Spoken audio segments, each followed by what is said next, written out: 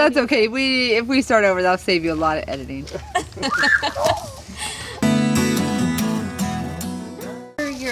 So, what are you guys doing now, I guess? Tell us what you're doing now. We're about to go to Spain. And Well, actually, right now we're sitting here. We're driving to her brother's. But after that, we're going to go to Spain, travel around Europe for a little bit with our 5 children. Okay, cool. And in Vegas, what did you guys do prior to deciding to travel? I don't want to speak all the time. Yeah, I'll speak when it's my turn. I was a school teacher for 19 years in the Clark County School District.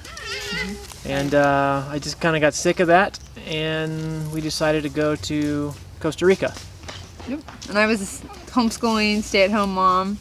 I have a small doTERRA business I do on the side. Scott also has for 5 years or so, he's been building a online website. So as with most websites, this is online, yes. stop. That is a good point. Right. So if you want to do any type of traveling like this, you're probably going to need you're going to need some kind of either online income or some kind of investment income independent of your location, which is what can I elaborate? Why am I asking you? It's her video. Elaborate, yes. You know, I spent many afternoons after school while all the other teachers were doing whatever they do after school, going to wherever they go. And I would stay an hour or two, and I would work in building a website, and it paid off. Did you decide to do this website thing long before you ever decided you guys wanted to travel? Yes. Yeah, we just knew the residual income Was the way to go. Yeah, well, and then also being a school teacher and me a stay-at-home mom. There's not many millionaire school teachers, are there? So we needed supplementary income. Okay. Yeah, so that was part of just trying to supplement our income. Travel wasn't really on but well, that's not really true. We had wanted to travel. We had applied to teach at international schools, and we applied to teach in Hawaii. And those didn't work. Well, those didn't really work out because we're adopting kids and whatever. We needed to stay in And Vegas. they didn't hire me. Okay, that works too. In fact, originally we were going to go to Costa Rica to teach, but once again, no one hired me. Right. So you I see a pattern. Take things into your own hands. Yes. All right. So where are the places you've traveled other than Costa Rica? Well, we went to as a family. Uh-huh. Yeah, we started in Costa Rica, and then from there we went to Guatemala, and we spent 8 months there, and that was wonderful. We did, I guess, what they call slow. Is it called slow travel? That's what I call it. Slow travel. We call it extended stay travel. That's what we were calling it. Kind of setting up routes. The kids were in school. We were involved with our church community and even the community. The kids were in soccer leagues and things like that. So trying to establish roots, knowing it wasn't going to be permanent. But so we did Costa Rica, we did Guatemala, and then we just did a 1 month through Mexico, which was really awesome. And how long are you going to Europe for? Yes. Yes. Okay. I do yes all the time. That's good. Well, we can answer that. All right. You do not have We a have return 4 flight. months. We don't have a return flight. We on paper we have 4 to 5 months budgeted for. Our goal is to make it 8 months. 8 months, and longer if it's Feasible. awesome and if it's a good fit. A lot of like with kids, especially with the older kids, a lot of people that travel have younger kids, 5, 6, maybe 7, but with having teenagers, their schooling, their social connections, that plays a huge factor in travel. So is at least for us, it your has. opinion that it's probably easier to travel when your kids are younger than older? Yes. Yeah, it may be more work physically because you're caring for them, but emotionally, I think. And again, this is just our kids. Maybe there's other kids. Little kids like their parents still, so that really helps. Teenagers kind of want something more than mom and dad. But. Thank you for your sympathy, Leilani. That was sincere. That was perfectly normal. My preteen still likes me, so Well, you're At a lot least I cooler than we are. Yeah. he doesn't let me snuggle him anymore. It's kind of No. a bummer. He won't let me do it either, so I guess that's a good thing.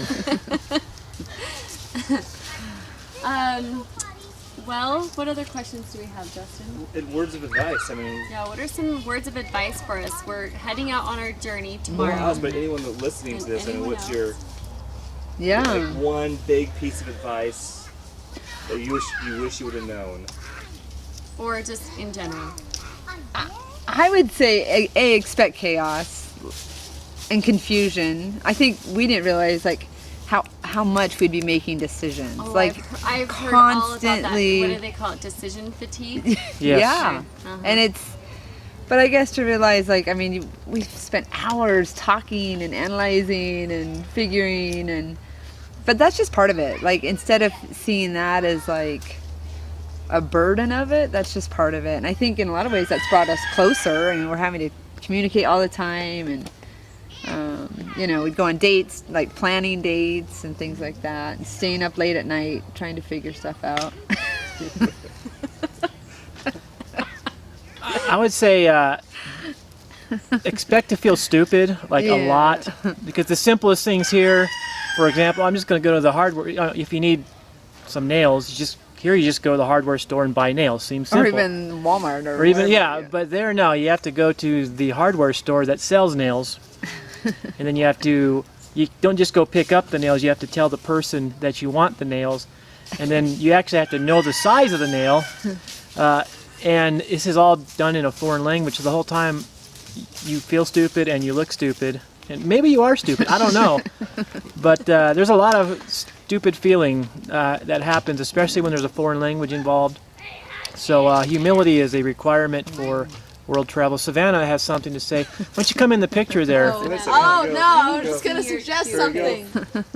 Come on in, she's gonna- say The first 8 months are gonna be the hardest if you're doing it like full time. Yeah, we it was funny because we didn't really research like as far as like connecting with people, and we didn't talk to people that were doing this. We just left. And then Savannah said, "Oh, by the way, our teacher does this. He's traveled for like 10 years." We're like, "Can we talk to him?" But this is 6-7 months into it. And I get on the phone, I'm crying. I'm like, "Is it supposed to be this hard?" He's like, "Yes, it's going to be hard." And not that it's not good. It's good. It's fun. It's tough. But just like everything that it's different. I mean, even just doing dishes, like things are different, and you just have to find a new normal. And so that's part of the excitement, but it's part of the challenge too. Are you guys considering doing any stateside travel after you get back from Europe, or are you guys mostly looking to travel, internationally? I think stateside would be awesome. It would Like, probably well, seem we know like this cakewalk family- after what you guys have done. Well, we know this family who's, I don't know, for whatever reasons, driving across the country or something in a fifth wheel. So we figure they'll get sick of that after a month or two and just want to unload that thing for a really low price. So Do you know that person? No, Little do you know. no. I think the States would be awesome. I'd love to do that. I think, again, it just depends on how our kids are doing, where they're at with their schooling, and just their needs financially, where we're at. So we just take it one step at a time. Figure it out from there. I have two quick questions. Yeah. Okay, so what if you fail? Like, what was that a fear? Huge. yeah, Yeah. Like, what would that mean? What would you have done? Did you? If you had failed before now, Yeah. Like, when you first If this started, whole it had thing to just be- blew up. yeah. Well, I think it would have been a bigger fail not to have even gone.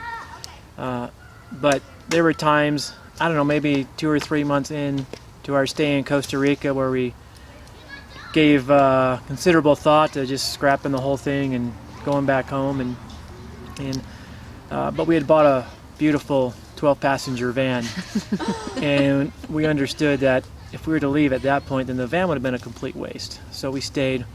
But there have been, there's always people who expect you to fail, like, "Oh, they'll be back in 3 months." And there are even those, I would think, that want you to fail. So, what was the question again? Did you We want fell. us to fail? No. No, well, only if you can, if we can get that fifth wheel for a good deal, then your failure would be fine. But So I guess you kind of answered it.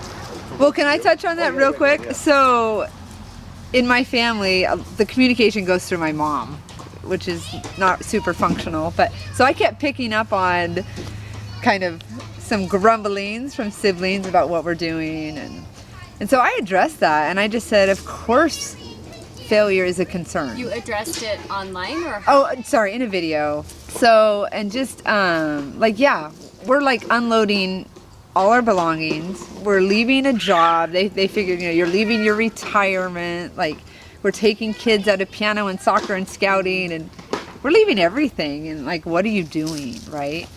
But I mean, my only really response to that was, like, it's just in our heart to do this. Like, we can't even logically really give an explanation to this. there is no logic now. No, there It really- makes no sense at all. It's a matter of the heart. It is, and so, but kind of what he said, the bigger failure you would have been to have not. I think that regret of like, I wanted to do something, I could have done something, and I didn't.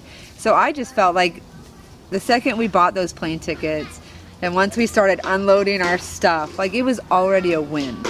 Like we won right then. Like getting on the plane was like another level of win.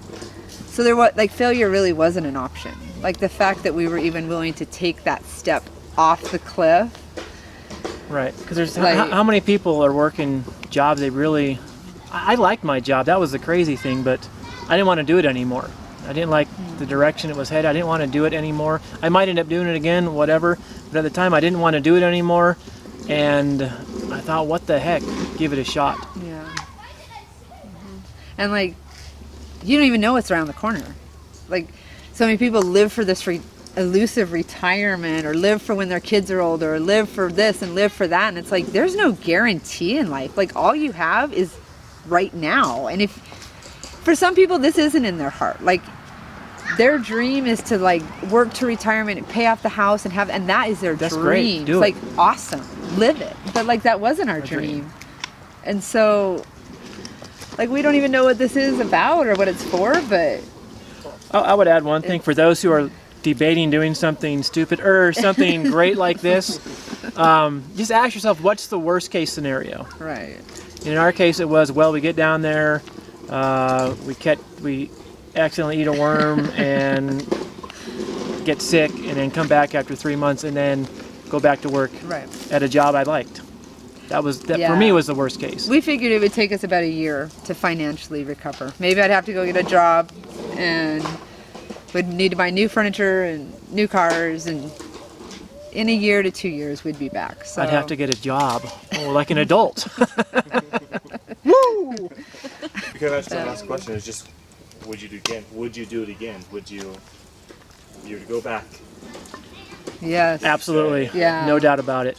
Yeah. Yeah, and I think just for our kids, like, for them, as much as they've given up, I feel like hopefully they've gained. But if anything, just the example of my parents did something that's, it's some way scared them, right? There's that element of unknown, that fearful. And then they just followed their dream. Like, they went after it. And I hope that that lesson is invaluable to them. I hope that they will do that, whatever it looks like for them, that they'll do that. And I was watching this interview that North and South was being interviewed, that YouTube channel North and South, and they were just talking about, and the dad said, well, this is maybe slightly controversial, but he was saying essentially that, like, this is your life as adults and you're raising your children, so you get to make the decisions, and this is you. right. And then when your kids are adults, then they get to live their life, you know. And so I thought that Oh, because people were questioning, like, is this good for your kids to be doing this? Yeah, Yeah, and I had a about that. friend, Jonathan Abbott, he said, he's like, your kids came to live with you, not you with your kids. and I guess it's someone trusts that what's best for you is best for them. Trenton, put down the knife. I mean, obviously you need to take their needs into consideration and have that be part of the family. Right. That's exactly I what mean, they're saying. but at the end of the day, if it's not detrimental to them, Pretty much every one, you know, once you reach your 20s, most people think their parents, oh, why'd my parents do this? Why'd my parents do that? So they're going to hate us anyhow. we might as well do something we want. And then I think once you have children of your own, I think I speak for a lot of parents, once you have children of your own, you go, oh, I guess my parents were pretty awesome after all. Okay, one last question. This is from your daughter. What have you gained that you wouldn't have gained continuing to live in the States? Maybe that's kind of already been Other than Spanish? Yeah, because now you... I think exposure to poverty Yeah. is a huge, and not that you can't, I mean, you can absolutely be exposed in the States. It's a different level of poverty than anything It's a I've ever different seen level, and I think when you're out of your comfort zone, you're out of your element, you pay attention to things more. I think, you know, at home, we just were going through our life, and maybe you had blinders on, yeah. and Going so through then the when motions you're a lot, yeah, going through the motions, and so when you're out of that environment, you're just more aware. You're looking around, you're taking things in. So I think I think just confidence in general. Some of my fondest memories, it might sound ridiculous, but some of my best memories of Guatemala was running around town paying bills, because it was completely different than how we, you know, here you just go online, you pay a bill here, pay a bill there, hope you have enough in the account. There it was, you take cash, you run to the bank, you pay this, you run to the computer place, you pay the internet, you run to another bank to pay the electricity. And just being able to do that in a foreign language, it builds confidence. right, yeah. What else do you think? I mean, just family memories. Like, I don't know, but I think most people, when they look back, the things they laugh about the most as a family typically are the hard times and the crazy times, right? And so you have plenty of those as a family, like getting lost, or Getting lost. you know, just getting lost, or Screaming at each other late at night. the frog in the garbage can, like Yeah. just chaos. And so yeah, the memories. Not that you can't, again, that you can't do that at home. I just want to but- point out that was a Zufelt child. Ours are better behaved than that. Sorry, go ahead. He had his scooter for sale for $100. It was a scooter that was given to us. So then I said, It's in the maybe you garbage. should put it for 10. Oh, he put it in the garbage? Oh, I don't know. Oh. That's what I was asking. Oh, I was no. like, No. is So it? then he put it up for 10, and now he's mad that I suggested 10. He thinks it's worth more. It's probably going to It's worth more to him than it is to others. Yeah. So yeah, There was what one we've thing I wanted to gained. add, but I don't remember. Well, I just think empathy. Yeah. I look back at all the teaching in Las Vegas. There are a lot of students from Mexico and Central America whose English wasn't very good, and you know, granted, I wasn't mean or anything like that, but I could have done so much more if I would have understood just how difficult it is. And as a parent sending our own children to a Spanish-speaking school, it's a totally different experience. So if I ever go back to teaching, there will certainly be that amount of empathy towards those who just moved, can't speak the language, are Yeah. afraid, are alone or isolated. I don't have community. Well, yeah, people that, that's a huge part, is like, you know, even just work transplants, or people that have, you know, refugees or immigrants, all of that. Just to have, I mean, that is tough. Going into a new culture. And we're like the chosen people, because where we went, we were looked up to, and it's different here because those A lot of coming times. here are often looked down upon. Right. Sorry. No, same thing. So definitely a lot of compassion and Think empathy. of And, nothing else. That's amazing. yeah. Just that you had. I just want to add, it's fun too. I think we touched on a lot of the struggles, but Yeah, it's you know, fun. being self-employed, you can schedule things. If you feel like going to the beach, you can go to the beach. If you feel like just hanging out with the kids, you can hang out with the kids up to a certain point. You have to work sometimes, What was but it? it's just Scott, fun. You've been working for 5 What about- hours. yeah. To go hang out with your Get him family. late. So things like that. Yeah. I believe it was Phoenix said, "You've been working so hard." I go, "I've worked 5 hours today, and that's the most I've worked all week. So I think we're okay." That's a good place to be. I think you guys have a major win on your hands with that. Thank you for letting us. Thank you so much. Yeah, Thank you you're for letting us welcome. interview Thanks you. for letting us You guys share. have been a huge, piece of the puzzle in our life. So, even though we really don't know you for very many hours, We know you. Yeah. but I feel like we can relate a lot. So, anyways, thank right. you very much. Bye, Lorchers.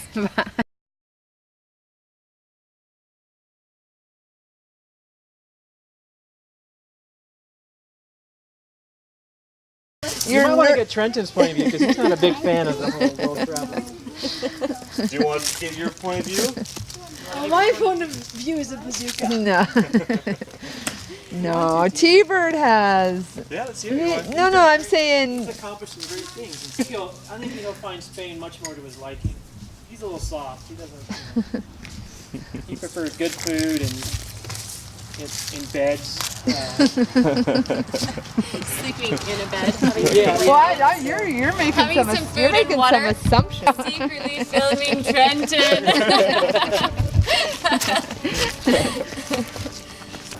Meeting like-minded people, like Americans, because you do Like last name specifically. Zufelt. like that. Because you plug, do. plug. I mean, yeah, you connect with the locals or whatever, but you also gravitate. You know, when you see another American family, you're gonna go talk to them and connect with people. Well, it's like our story. I mean, it was through Haiti, and it was through Right. 3 or 4 people, and then we found you guys, and then we found more since Right, then. yeah. And you guys have. Yeah. So, and on your travels, you're gonna connect with tons of people. Well, I So- think it's fascinating just when we were on our walk, I kind of told you what was on my heart and you told me what was on your heart. And then you're like, well, you got to meet this guy. And so then got in contact with them. And then that's where we kind of got the idea for the Rving. I'll send you the. One time I sneezed on camera and there's a ball of snot shot right in the throat.